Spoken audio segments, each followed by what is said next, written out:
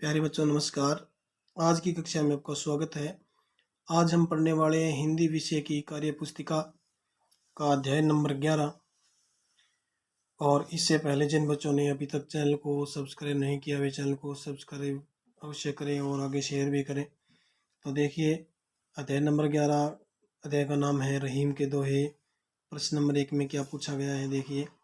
नीचे दिए गए चित्र के आधार पर एक कहानी लिखो। कहानी के मुख्य पात्र होंगे बंदर, मुर्गा, पेड़ और लालची आदमी। 4 पात्र दिए हुए हैं, तो इन पात्रों के अनुसार चित्र को देख करके मैंने एक कहानी की कल्पना की है, शायद आपको पसंद आए। मैंने लिखा है कि एक बार एक आदमी था, वह बहुत लालची था।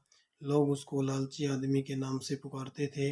एक बार उसने एक मुर्गे को पकड़ लिया और खाने के लिए अपने घर ले जाने लगा। उस मुर्गे का मित्र बंदर था। बंदर ने उस लालची आदमी से कहा कि आप मेरे मित्र को इस प्रकार खाने के लिए अपने घर न ले जाएं, मैं इसके बदले आपको 5 किलो, ये 5 है, 5 किलो फल तोड़कर दे दूंगा। तो देखिए आगे क्या हुआ। जब बंदर ने 5 किलो फल 5 किलो फल उस मुर्गे के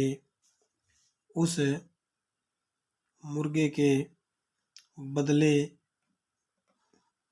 उस मुर्गे के बदले दे दिए, तब उसको और लालच हो गया। बंदर को गुस्सा आया। वह वृक्ष पर चढ़कर फलों से उस आदमी की पिटाई कर दी और मुर्गे को छुड़वा लिया। तो ये कहानी बनाई मैंने। इसके बाद देखिए प्रश्न नंबर इसका अगले जो ख में क्या पूछा कि इस कहानी का एक नाम लिखो। इस कहानी का शीर्षक क्या होगा। मैंने लिखा जैसे को तैसा, लालच बुरी बला, कुछ भी लिख सकते हैं आप।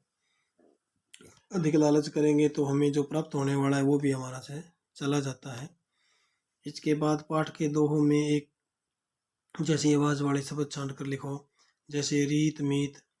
मैंने लिखा मोह छोह, गहरात बात, मेह देह।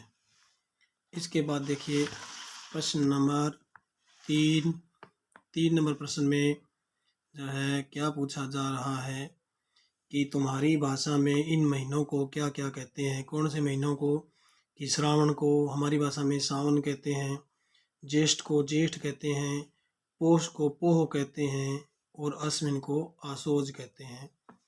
तो ये हमारे नाम जो है ये नाम महीनों के लिए जाते हैं हमारे समाज में। इसके बाद देखिए प्रश्न नंबर 4 में जो है रहीम ने सभी दोहों में कोई न कोई तुलना की है। तुम नीचे दी गई सारणी में व्यवस्थित करके लिखो और किसकी तुलना किससे की गई है, ये हमें जो है व्यवस्थित करना है।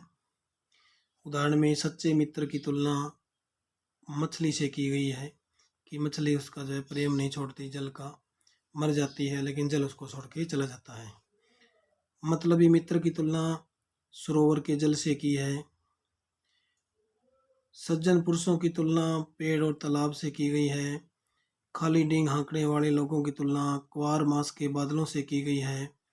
और मनुष्य के शरीर की तुलना धरती के सर्दी गर्मी और वर्षा सहन करने से की गई है। जिस प्रकार धरती सहन कर लेती है दिन तीनों को, सर्दी गर्मी और वर्षा को, तो आदमी को भी सुख दुख सहन करने चाहिए। इसके बाद देखिए तुम अपने सबसे अच्छे दोस्त का नाम लिखो, साथ ही यह भी बताओ कि वे ही तुम्हारे अच्छे दोस्त क्यों हैं। तो इसमें देखो आपको लिखना ये आपका जो सबसे अच्छा दोस्त है उसका यहाँ पर नाम लिखो और ये बताओ कि वो अच्छा दोस्त क्यों है। तो देखो जो आपत्ति में काम आता है वही सच्चा दोस्त होता है। तो आपकी आपत्ति में वो काम आया होगा, इसलिए वो सच्चा दोस्त है। इसके बाद देखिए प्रश्न नंबर 6 का क भाग, रहीम जी ने सभी दोहों में कहीं न कहीं अपना नाम लिखा है। इस प्रकार के दो दोहे या रचना ढूंढ कर लिखो जिसमें लेखक का नाम लिखा हो। तो कबीरा खड़ा बाजार में सबकी मांगे खैर, ना काहू से दोस्ती न काहू से बैर। देखिए कबीर ने अपना नाम लिख दिया। आगे जैसे रहीमन पानी राखिए, बिन पानी सब सून, पानी गए न उबरे मोती मानस चून। यहाँ पर रहीमन ने जो है अपना नाम लिख दिया। इसके बाद देखिए आगे ख भाग, यदि सभी पुराने कवि या लेखक अपना नाम दोहे रचना में नहीं लिखते तो क्या होता। रचनाकार का पता नहीं चलता, रचनाकार अपना नाम लिखता है तभी तो ये पता चलता है कि ये जो बात है, ये कविता है, किसकी रची गई है, किसने रची है, रचना किसने की है, इसके पीछे यही कारण होता है। इसके बाद देखिए नीचे दिए गए भावार्थ को ध्यान से पढ़कर पाठ में से उन दो को छांट कर लिखो। भावार्थ दिया गया है, पानी और मछली दोनों ही हमेशा साथ साथ रहते हैं, परंतु जाल में फंसने पर पानी मछली को जाल में ही फंसा छोड़कर खुद झट से बाहर निकल जाता है, लेकिन जो मछली है वह जाल में फंसे होने पर भी अपने मित्र पानी से बिछोड़ने से दुखी होकर उससे मिलने के लिए छटपटाती रहती है, यहाँ तक कि अपनी जान भी दे देती है। सच्चे व वफादार मित्र मछली के समान होते हैं जो दगाबाज दोस्तों के लिए हमेशा चिंतित रहते हैं। तो देखिए ये उदाहरण दिया है, लेकिन ये जो है कौन से श्लोक क्या इस कौन से पद्य का है। तो देखिए जाल परे जल जात बही, तजी मीनन को मोह, रहीमन मछली नीर को तऊ न छोड़ती छो। इस पद्य का जो अर्थ है वो ऊपर दिया गया था। इसके बाद देखिए इसका ख भाग, जब तुम्हारे पास बहुत अधिक धन संपत्ति होती है तब तो कई लोग अलग अलग तरीकों से तुम्हारे रिश्तेदार और तेजी बनकर आते रहते हैं, लेकिन जो लोग मुसीबत आने पर भी तुम्हारा साथ नहीं छोड़ते वे ही सच्चे मित्र और सही रूप से भला चाहने वाले होते हैं। बाकी तो केवल अपना मतलब निकालने के लिए तुम्हारे आगे पीछे घूमते रहते हैं। इससे संबंधित जो कौन सा पद्य आया है रहीम जी का पाठ में वो हमें लिखना है। तो देखो इससे संबंधित आया है, कही रही में संपत्ति सगे, बनत बहुत बहुरीत, विपत्ति कसोटी जय कसे ते ही साचे मीत। इसी प्रकार से प्रश्न नंबर 8 में जो है क्या पूछा गया है, देखिए यहाँ जो है पूछा गया है कि यहाँ बॉक्स में कुछ शब्द लिखे गए हैं जो नीचे लिखे शब्दों के समान ही अर्थ वाले हैं, इन्हें छांटकर उनके सामने लिखो और साथ ही जो है अर्थ का वाक्य में प्रयोग भी करो। जैसे गर्मी, शरीर, सज्जन, दोस्त, बादल और खोखला। उदाहरण भी दिया हुआ है कैसे कि जैसे देह का अर्थ होता है शरीर, वाक्य दिया हुआ है अच्छी आदतों से शरीर स्वस्थ रहता है, यह अर्थ को स्पष्ट किया गया है वाक्य के माध्यम से। तो इसी प्रकार हमें करना है। तो देखो बादल का अर्थ, बादल जो है बादल का अर्थ होता है बादल, यहाँ बादल भी लिख सकते हैं और बादल वर्षा लाते हैं।